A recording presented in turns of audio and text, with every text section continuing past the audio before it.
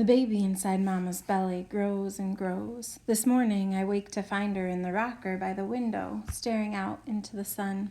She looks beautiful, sitting there with all the light around her. "Hey, sleepyhead," she says. "Can you believe this, son, after all those weeks of snow?" She smiles. "Your daddy just went out to get some muffin mix. This one craves the same things you did." "I craved burgers," Sean says. He's in his blue pajamas and has his head against the wall next to the stereo speaker. There's soft music coming out. Sean puts his hand on the speaker and sways, just like a true basketball star. I don't know what burgers have to do with basketball, but I don't tell Sean. Everything in the living room is lit up bright gold by the sun. I stand there staring at the way it falls across the couch and the coffee table and Mama in her rocking chair and Sean on the floor beside her. Miss Johnson says each day holds its own memory, its own moments that we can write about later. She says we should always look for the moments, and some of them might be perfect, filled with light and hope and laughter, moments that stay with us forever and ever. Amen. On the stereo, a man with a beautiful high voice is singing about a bridge over troubled water. When darkness comes, he sings, and pain is all around, I will comfort you. Maybe later I'll tag along with Sean to the rec center. Maybe I'll watch him play and think of evil things to say to the hearing girls. Maybe I'll stand in the hall and find some new graffiti on the posters. Maybe I'll beat the Jesus boy at pinball and be the pinball champion of the world.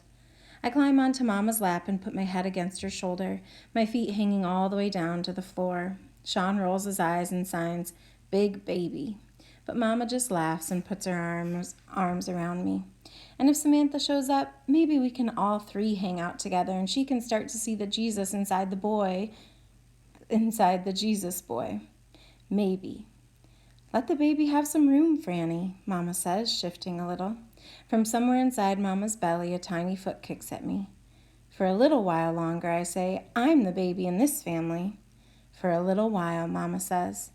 And in case you didn't know, Sean says, a little while isn't long at all. I stick my tongue out at him and he laughs. "I know that," I say. "A million times I know that." Then I put my head on Mama's shoulder and close my eyes, the sun warm against my face, the man's voice on the record getting softer and higher, then fading away. Each moment, I'm thinking, is a thing with feathers. Awesome job, 6th grade. You made it through listening to Feathers. And I just wanted to remind you of the 3 questions for this week's Google Meet. Remember that it is an assessment, so I'm taking a score like this is your test. The first question says, discuss 2 different relationships in the story Feathers. My suggestion would be Franny and someone, and then Franny and somebody else. Pick 2 people that the relationship was different, right? You could pick Franny and Trevor, and then Franny and the Jesus boy. Or I love the relationship of Franny and her brother Sean, or Franny and Samantha, right? Make sure to think about those relationships. What did you observe throughout the story? How did they change from the beginning of the story to the middle to the end? The big idea is that you're trying to figure out the connection across the text. When I say across the text, I mean from the beginning of the book to the end. And then, of course, provide textual evidence. Hopefully you've been jotting notes down as I've stopped the video and asked you some things to think about. Then number 2, similar to the other weeks, how did the author show Franny's response to the different relationships? How did the author show the difference in relationship between Sean and the Jesus boy, or the Jesus boy and Trevor?